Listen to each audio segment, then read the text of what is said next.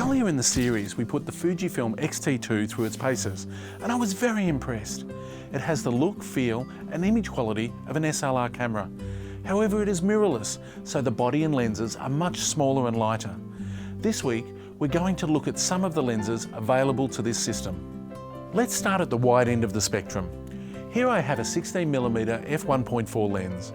Because this is a mirrorless camera lens, it is equivalent to a 24mm focal length. I'm in the Dandenong Ranges, which is home to the mountain ash, the tallest flowering plant on the planet. I'm using the 16mm f1.4 on the Fuji X-T2. It's a fantastic lens for this type of habitat. It's weather and dust resistant, and the 1.4 aperture allows me to suck in a lot of light when I'm working on the forest floor. It's excellent for shooting these tall, towering trunks.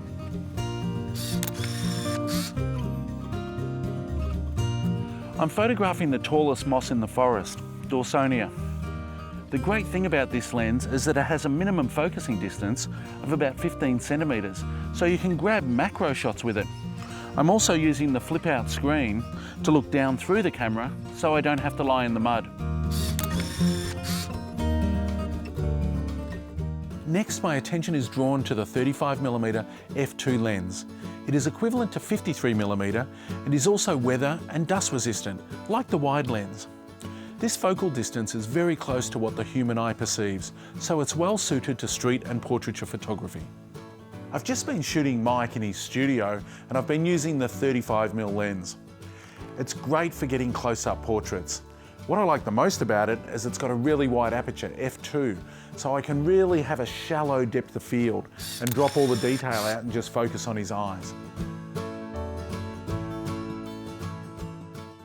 Finally, we're going to look at the long end of the scale with the 100 to 400mm super telephoto lens. It's equivalent to over 600mm and it weighs less than 1.4 kilograms. I should also mention that a 2x converter is available, which gives it a range of up to 1200mm. I love zoom lenses. They're fantastic for shooting wildlife because if the animal happens to come closer, you don't need to change lenses. You can zoom in or zoom out depending on the composition that you want.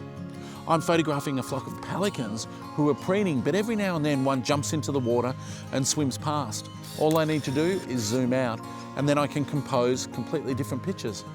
Using long lenses can be difficult. It's always best to use a shutter speed faster than the length of your lens. So if you've got a 400mm lens, start at 1/500th of a second or higher. But with image stabilization, you're able to use slower shutter speeds with longer lenses. With the super fast autofocus and image stabilization of this lens, I'm able to capture sharp images all the time. Well, there you have it. Just 3 lenses from the FujiFilm X series. Between these lenses, there is so much range. I can't get over just how compact and light they are, but also how sharp, quick focusing and hardy they are too.